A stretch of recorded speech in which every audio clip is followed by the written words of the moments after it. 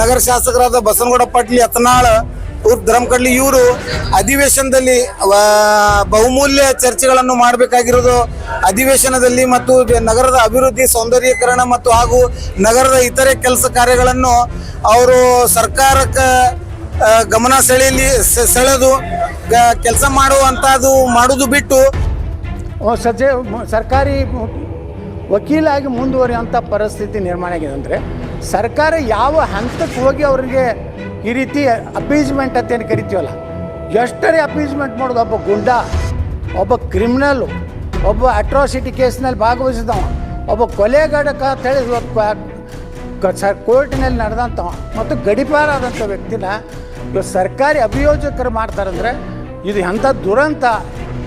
ಇದರ ಸಚಿವರು ನನಗೆ ಇವತ್ತು ಒಂದೇ ಒಂದು ಆಶ್ವಾಸನೆ ಕೊಡಬೇಕು, ಇವತ್ತೇ ಅವರನ್ನು ಆ ಒಂದು ಹುದ್ದೆಯಿಂದ ನಾವು ವಜಾಗೊಳಿಸ್ತೀವಿ ಅಂತ ಉತ್ತರ ನಾನು ನಿರೀಕ್ಷೆ ಮಾಡಿದ್ದೆ. ಆ ದುರ್ದೈವ ಬಂದಿಲ್ಲ. ಈಗಲಾದರೂ ಮಾನ್ಯ ಸಚಿವರು ಇಂಥ ಪ್ರಕರಣ ಇರುವಂಥ ವ್ಯಕ್ತಿನ ತಕ್ಷಣ ವಜಾ ಮಾಡಬೇಕಂತ ನಾನು ಆಗ್ರಹ ಮಾಡ್ತೇನೆ.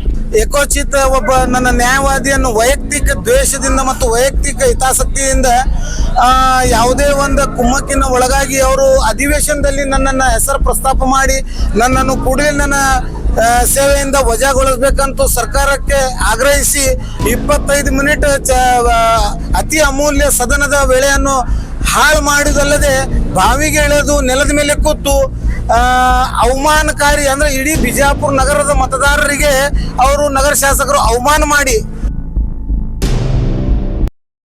ಮತ್ತು ವಿಜಯಪುರ ನಗರದ ಜಾಮಿಯಾ ಮಸ್ಜಿದ್ ಏರಿಯಾದ ನಮ್ಮೆಲ್ಲ ಮುಸ್ಲಿಂ ಸಮಾಜ ಮತ್ತು ಅಲ್ಪಸಂಖ್ಯಾತ ದಲಿತ ಸಮಾಜದ ಹಿರಿಯರು ಮುಖಂಡರು ಇವತ್ತು ನನಗೆ ಗೌರವ ಸನ್ಮಾನ ಕಾರ್ಯಕ್ರಮವನ್ನು ಆಯೋಜಿಸಿ ಇವತ್ತು ನನ್ನನ್ನು ಗೌರವ ಸನ್ಮಾನ ಮಾಡಿದ್ದಾರೆ. ಏಕೆಂತಂದ್ರೆ ಇವತ್ತು ನಾನು ಕರ್ನಾಟಕ ರಾಜ್ಯ ಸರ್ಕಾರದಿಂದ ನನಗೆ ನಾನು ಇದ್ದಿದ್ದ ಜಾಗ ಅಂದ್ರೆ ಅಪ್ಪರ್ ಜಿಲ್ಲಾ ಸರ್ಕಾರಿ ವಕೀಲ ಹುದ್ದೆಯಲ್ಲಿ ನಾನು ಕರ್ತವ್ಯ ನಿರ್ವಹಿಸುತ್ತಿದ್ದನು. ಇವತ್ತು ಕರ್ನಾಟಕ ರಾಜ್ಯ ಸರ್ಕಾರ ಮಾನ್ಯ ಸಿದ್ದರಾಮಯ್ಯ ಸಾಹೇಬರು ಮತ್ತು ಗೌರವಾನ್ವಿತ ಸಚಿವರಾದ ಡಾಕ್ಟರ್ ಎಚ್.ಕೆ. ಪಾಟೀಲ್ ಸಾಹೇಬರು ಅವರು ಆದೇಶ ಹೊರಡಿಸಿ ನನಗೆ ಮತ್ತೊಂದು ವರ್ಷಿಗೆ ಮುಂದುವರಿಸಿದ್ದಾರೆ ನನ್ನ ಸೇವೆಯನ್ನು ಶ್ಲಾಘಿಸಿ.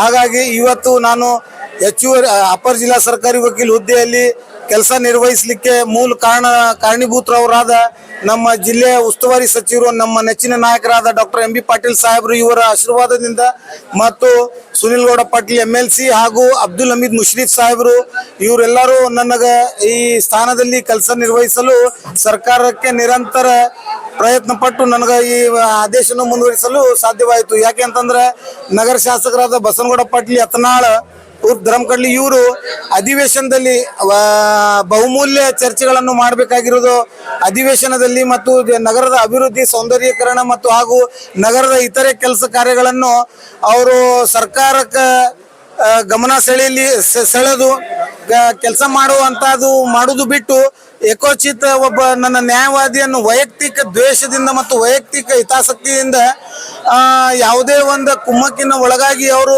ಅಧಿವೇಶನದಲ್ಲಿ ನನ್ನನ್ನು ಹೆಸರು ಪ್ರಸ್ತಾಪ ಮಾಡಿ ನನ್ನನ್ನು ಕೂಡಲೇ ನನ್ನ ಸೇವೆಯಿಂದ ವಜಾಗೊಳಿಸಬೇಕಂತೂ ಸರ್ಕಾರಕ್ಕೆ ಆಗ್ರಹಿಸಿ 25 ಮಿನಿಟ್ ಅತಿ ಅಮೂಲ್ಯ ಸದನದ ವೇಳೆಯನ್ನು ಹಾಳು ಮಾಡಿದಲ್ಲದೆ ಬಾವಿಗೆ ಇಳಿದು ನೆಲದ ಮೇಲೆ ಕೂತು ಅವಮಾನಕಾರಿ ಅಂದ್ರೆ ಇಡೀ ಬಿಜಾಪುರ ನಗರದ ಮತದಾರರಿಗೆ ಅವರು ನಗರ ಶಾಸಕರು ಅವಮಾನ ಮಾಡಿ.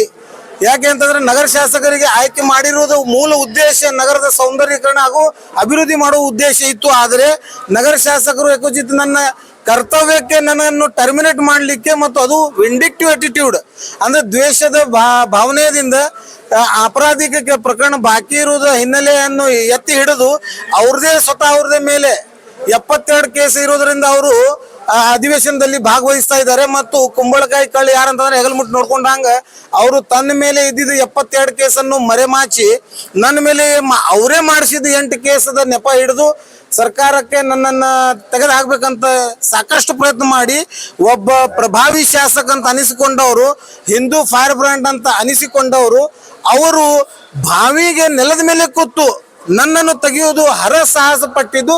ಆದರೆ ಅವರ ಕಪಾಳ ಮೋಕ್ಷವನ್ನು ಕರ್ನಾಟಕ ರಾಜ್ಯ ಸರ್ಕಾರ ಡಾಕ್ಟರ್ ಎಂ ಬಿ ಪಾಟೀಲ್ ಸಾಹೇಬರು, ಎಚ್.ಕೆ. ಪಾಟೀಲ್ ಸಾಹೇಬರು, law minister and honourable chief minister government of Karnataka Siddaramaiah ಅವರು ಯತ್ನಾಳ್ ಬಸನಗೌಡ ಪಾಟೀಲ್ ಅವರು ವಿಂಡಿಕ್ಟಿವ್ ಪ್ರಯತ್ನಗಳಿಗೆ ಕಪಾಲ ಮೋಕ್ಷವನ್ನು ಕೊಟ್ಟು ನನ್ನ ಸೇವೆಯನ್ನು ನ್ಯಾಯಾಲಯಗಳಲ್ಲಿ ಮುಂದುವರಿಸಿ ಆದೇಶಿಸಿದ್ದಕ್ಕೆ ನಾನು ರಾಜ್ಯ ಸರ್ಕಾರಕ್ಕೆ ಅಭಿನಂದಿಸುತ್ತಾ ಮತ್ತು ಇಡೀ ನಮ್ಮ ಮುಸ್ಲಿಂ ಸಮಾಜ ಈ ಜಾಮಿಯಾ ಮಸ್ಜಿದ್ ಏರಿಯಾದಲ್ಲಿ ನಾನು ಹುಟ್ಟು ಬೆಳೆದಿದ್ದು ಈ ಹುಟ್ಟು ಬೆಳೆದಿದ್ದ ನನ್ನ ನೆಲದಲ್ಲಿ ನನ್ನ ಜನ್ಮಭೂಮಿ ನನ್ನ ಕರ್ಮಭೂಮಿಯಲ್ಲಿ ನಾನು ಇಲ್ಲೇ ಹುಟ್ಟಿದ್ದು ಆದ ಇವತ್ತು ನನ್ನ ಈ ಜಾಮಿಯಾ ಮಸ್ಜಿದ್ ಏರಿಯಲ್ಲಿ ಇವತ್ತು ನನಗೆ ಗೌರವ ಸನ್ಮಾನನ್ನು ಆಯೋಜಿಸಿದ್ದ ಇಡೀ 35 ಮುಸ್ಲಿಂ ಸಮಾಜಕ್ಕೆ ನಾನು ಅತಿ ಆಭಾರಿಯಾಗಿರುತ್ತೇನೆ ಮತ್ತು ಚಿರಋಣಿಯಾಗಿರುತ್ತೇನೆ ಮತ್ತು ಇಡೀ ನಮ್ಮ ಮುಸ್ಲಿಂ ಸಮಾಜದ ಸೇವೆಗಾಗಿ ನಾನು ಯಾವತ್ತು ಸಿದ್ಧ ಇದ್ದೀನಿ ಅಂತ ಈ ಮಾಧ್ಯಮದ ಮುಖಾಂತರ ನೇರ ಹೇಳಲಿಕ್ಕೆ ಬಯಸ್ತಾ ಇದ್ದೀನಿ. ಧನ್ಯವಾದ.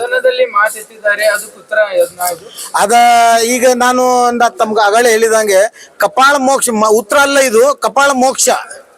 ಅವ್ರ ಕಪಾಳ ಗಡ್ಡಿಗೆ ಬಾರಿಸಿ ಸರ್ಕಾರ ಹೇಳಿದದ ಅಹಿಂದ ಪರ ಸರ್ಕಾರ ಇದೆ, ಅಲ್ಪಸಂಖ್ಯಾತರ ಪರ ಸರ್ಕಾರ ಇದೆ, ದಲಿತರ ಪರ ಸರ್ಕಾರ ಇದೆ.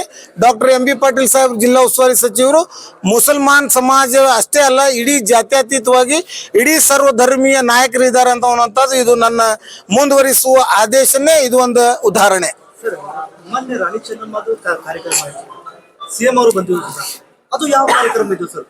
ಅದು ಸರ್ಕಾರಿ ಕಾರ್ಯಕ್ರಮ ಸರ್. ಅಲ್ಲಿ ಯಾವ ಮುಖಂಡರು ಇದ್ದಿಲ್ಲ, ಯಾರು ಮುಸ್ಲಿಮರು ಯಾವಾಗ ಇದ್ದಿದ್ದಿಲ್ಲ. ಇಲ್ಲ, ಅದು ಗವರ್ಮೆಂಟ್ ಕಾರ್ಯಕ್ರಮ ಇರೋದ್ರಿಂದ ಅದಕ್ಕೆ ಪ್ರೋಟೋಕಾಲ್ ಇರ್ತದೆ. ಆ ಪ್ರೋಟೋಕಾಲ್ ಪ್ರಕಾರ ಶಿಷ್ಟಾಚಾರವನ್ನು ಪಾಲನೆ ಮಾಡಬೇಕಾಗಿರುತ್ತದೆ. ಅದರಂತೆ ಆ ವಿಷಯದಲ್ಲಿ ನಾನು ಮಾತಾಡ್ಲಿಕ್ಕೆ ಹೋಗಿಲ್ಲ, ಯಾಕಂದ್ರೆ ಅದು ಗವರ್ಮೆಂಟ್ ಪ್ರೋಗ್ರಾಮ್ಗೆ ನಾನು ಅದರ ಮೇಲೆ ಚರ್ಚೆ ಮಾಡ್ಲಿಕ್ಕೆ ಆಗುದಿಲ್ಲ. ಅಲ್ಲ ಸರ್, ಅಲ್ಲಿ ಸ್ವತಃ CM ಹೇಳ್ತಾರಲ್ಲ, ಯತ್ನಾಳ್ ಅಭಿಮಾನಿ ನಮ್ಮ ಅಭಿಮಾನಿ ಅಂತ. ಯತ್ನಾಳ್ ಅಭಿಮಾನಿ ಅಂದ್ರೆ ನಗರ ಶಾಸಕ, ಯತ್ನಾಳ ನಗರ ಶಾಸಕ. As per protocol every government ಪ್ರೋಗ್ರಾಮ್ಗೆ ಅಧ್ಯಕ್ಷತೆಯನ್ನು ನಗರ ಶಾಸಕರೇ ವಹಿಸ್ಬೇಕು. ನಗರ ಶಾಸಕ ಯತ್ನಾಳ್ ಇರೋದ್ರಿಂದ ಆ ಕಾರ್ಯಕ್ರಮಕ್ಕೆ ಅಧ್ಯಕ್ಷತೆ ವಹಿಸಿದ್ರು. ಅಲ್ಲದೆ ಒಂದ್ ವೇಳೆ ಯತ್ನಾಳ್ ನಗರ ಶಾಸಕ ಇರ್ಲಿಲ್ಲಂದ್ರೆ ಅವರಿಗೆ ಗೇಟ್ ಒಳಗಡೆ ಬಿಡ್ಲಿಕ್ಕೆ ಅವಕಾಶ ಇರ್ತಿದ್ದಿಲ್ಲ. ಸರ್, 100% ಖಾದ್ರಿ ವಕೀಲ್ಗೆ ಗೆಲ್ಲುವಲ್ಲ, ಶಾಸಕರ ವಾಗ್ದಾಳಿಗೆ, ಶಾಸಕರದ ಕೀಳು ಮನಸ್ಸಿಗೆ ಹಿನ್ನಡೆ ಆಯ್ತು ಅಷ್ಟೇ. ನಾನು ನೋಡ್ರಿ ನ್ಯಾಯವಾದಿ, ನಾನು ಯಾವ ಜಾತಿ ಧರ್ಮದವನ್ ಅಲ್ಲ. When I wear a coat and when I plead in the court of law, I have no caste and colour. I have only abiding duty to protect the victims right, my clients right. ಈಗ ನಾನು ಗೆಲ್ಲು ಸೋಲು ಅಂತ ಹೇಳುವುದಿಲ್ಲ. ಇದು ಬಸನಗೌಡ ಪಾಟೀಲ್ ಯತ್ನಾಳಕ್ಕೆ ಒಂದು ಮಾದರಿ ಪಾಠ. ಏನಪ್ಪಾ ಅಂತಂತಂದ್ರೆ ಆಣೆಗೂ ಇಲ್ಲಿ ಸೋಲಿಸಬಹುದು ಅನ್ನುವಂಥದ್ದು ಅಷ್ಟೇ. ಇನ್ನೊಂದು, ಯತ್ನಾಳ್ ಅವರು ಪ್ರವಾದಿ ಬಗ್ಗೆ ಹೇಳಿದ್ರು. ಅವಾಗ ನಿಮ್ಮ ಕಮಿಟಿ ಇದ್ದು, ಕಮಿಟಿದಲ್ಲಿ ಎಲ್ಲರೂ ಏನೇನು ಮಾಡ್ತಾರಿದ್ರು, ನೀವು ಬಹಿರಂಗ ಮಾಡಿದ್ರಿ. ಯಾಕೆ ಅದಲ್ಲಿ ಯಾರು ಅದು ಪದನ ಬಿಟ್ಕೊಡ್ತಾರೆ? ಹಾಗಾಗಿ ಇಂತ ಬಂದಿಲ್ಲ ಪ್ರೋಗ್ರಾಮ್ದಲ್ಲಿ. ಇಲ್ಲ, MB ಪಾಟೀಲ್ ಸಾಹೇಬ್ರು ಆ ಕಾರ್ಯಕ್ರಮ ಬರ್ಲಿಕ್ಕೆ ಎಲ್ಲ ಸಿದ್ಧತೆ ಆಗಿತ್ತು. ಅವಾಗ ಸುರ್ಜೇವಾಲಾ ಸಾಹೇಬ್ರು ಬೆಳಗಾವದಾಗ ವಿಶೇಷ ಸಭೆಯನ್ನು ಏರ್ಪಡಿಸಿದ್ರಿಂದ ಅವ್ರ ಸಹೋದರಾದ MLC ಸುನಿಲ್ ಗೌಡ ಪಾಟೀಲ್ ಅವರಿಗೆ ವೇದಿಕೆಗೆ ಕಳಿಸಿಕೊಟ್ಟು ನಾನೇ ಅದರ ವಿಷಯವನ್ನು ಎತ್ತಿದೆ ಮತ್ತು ಅದರ ಸಲುವಾಗಿ ಹಿಂದಾಗಡೆ ಸಮಾಲೋಚನೆ ಆದಾಗ ಈಗಾಗಲೇ MB ಪಾಟೀಲ್ ಸಾಹೇಬ್ರು ಅದನ್ನು ಪತ್ರ ಕಳಿಸಿಕೊಟ್ಟು, ವೇದಿಕೆಗೆ ಪತ್ರ ಕೊಟ್ಟು ಕಳಿಸು, ಅದನ್ನ ಅವರಿಗೆ ಬರ್ಲಿಕ್ಕೆ ಆಗುದಿಲ್ಲ ಅಂತ ಮುಂಚೆನೆ ಹೇಳಿದ್ರಿಂದ ನಾವು ಅದ್ರ ಬಗ್ಗೆ ಏನು ಟಿಪ್ಪಣಿ ಮಾಡಿಲ್ಲ. ಮತ್ತು ಯತ್ನಾಳ ಅಂತ ಮುಟ್ಟಾಳರಿಗೆ ದ್ವೇಷ ಭಾಷಣವನ್ನು ಮಾಡುವುದನ್ನು ತಡೆ ಹಿಡಿಲಿಕ್ಕೇನೆ ಕರ್ನಾಟಕ ರಾಜ್ಯ ಸರ್ಕಾರ ಇವಾಗ ಮಸೂದೆಯನ್ನು ತಂದಿದೆ. ಅದ ದ್ವೇಷ ಭಾಷಣದ ಮಸೂದೆಯನ್ನು ಈಗ ನೋಡ್ರಿ BJP ಸರ್ಕಾರದ ಹುನ್ನಾರದಿಂದ ಮಸೂದೆಗೆ ಅಂಗೀಕಾರ ಮಾಡಲಿಕ್ಕೆ ತಡವಾಗ್ತಾ ಇದೆ. ಮಹಾಮಹಿಮ್ ರಾಜ್ಯಪಾಲರು ಆ ಮಸೂದೆಗೆ ಅಂಗೀಕಾರ ಮಾಡಿದ ತಕ್ಷಣನೇ ಯತ್ನಾಳ್ ಅಂತ ನಾಲಾಯಕರು ಈ ರಾಜ್ಯದೊಳಗೆ ಎಷ್ಟು ಮಂದಿ ಇದಾರೆ ಅವರೆಲ್ಲ ಕಂಬಿ ಎಣಿಸ್ತಾರ ದರ್ಗಾ ಸೆಂಟ್ರಲ್ ಪ್ರಿಸನ್ದಲ್ಲಿ. ಅವರು ಎಷ್ಟು ಮುಸ್ಲಿಂ ಸಮಾಜಕ್ಕೆ ಬಂದಿದ್ದಾರೆ, ಮುಸ್ಲಿಂ ಮಹಿಳೆಯರಿಗೆ ಅವರು ಹೇಳಿದ್ದಾರೆ. ಸರ್ಕಾರ ಮುಸ್ಲಿಂ ಪರವಾಗಿ ಇದ್ದಂದ್ರೆ ಅವ್ರಿಗೆ ಯಾವತ್ತು ಒಳಗೆ ಹೋಗ್ಬೇಕಾಗಿತ್ತು ನೋಡ್ರಿ. ತಾರತಮ್ಯ ಯಾಕಂದ್ರೆ ಒಬ್ಬ ದಲಿತ ಮೇಲೆ ಹೇಳಿದಾಗ ಒಬ್ಬ BJP ಶಾಸಕರಿಗೆ ಎಟ್ ಎ ಟೈಮ್ 24 ತಾಸು ಒಳಗಡೆ ಒಳಗೆ ಜೈಲ್ನ ಕಳಿಸ್ತಾರೆ BJP MLAಗೆ. ಇವಾಗ ಯಾಕೆ ಬಿಟ್ಟಿದ್ದಾರೆ? ಏನು ಹೊಂದಾಣಿಕೆ ಇದೆ ಏನಾದ್ರು ಕಾಂಗ್ರೆಸ್ ಅಲ್ಲಿ? ನಾನು ರಾಜಕೀಯ ಮಾಡ್ಲಿಕ್ಕೆ ಹೋಗಲ್ಲ, ನನಗೆ ಅದು ರಾಜಕಾರಣ ಗೊತ್ತಿಲ್ಲ. ಬಟ್ ಒನ್ ಪಾಯಿಂಟ್ ನಿಮ್ಗೆ ಹೇಳಲಿಕ್ಕೆ ಬಯಸ್ತೀನಿ. ಆರ್ಟಿಕಲ್ 14 ಆಫ್ ದಿ ಕಾನ್ಸ್ಟಿಟ್ಯೂಷನ್, ಎಲ್ಲರೂ ಎಲ್ಲರೂ ಕಾನೂನು ಮುಂದೆ ಸಮಾನರು. ಯಾವ MLA ಇಲ್ಲ, ಯಾವ ಮಿನಿಸ್ಟರ್ ಹೈಯರ್ ಇಲ್ಲ ಲೋವರ್ ಇಲ್ಲ. ಒಬ್ಬ ಸಾಮಾನ್ಯ ನಾಗರಿಕರಿಗೆ ಮತ್ತು ಈ ದೇಶದ ಪ್ರಧಾನಮಂತ್ರಿಗೆ ಏನು ಕಾನೂನು ಅನ್ವಯಿಸ್ತದ ಅದೇ ಅನ್ವಯಿಸ್ತದ, ಒಂದು ಸಾಮಾನ್ಯ ನಾಗರಿಕರಿಗೆ ಅನ್ವಯಿಸ್ತದೆ. ಧನ್ಯವಾದ.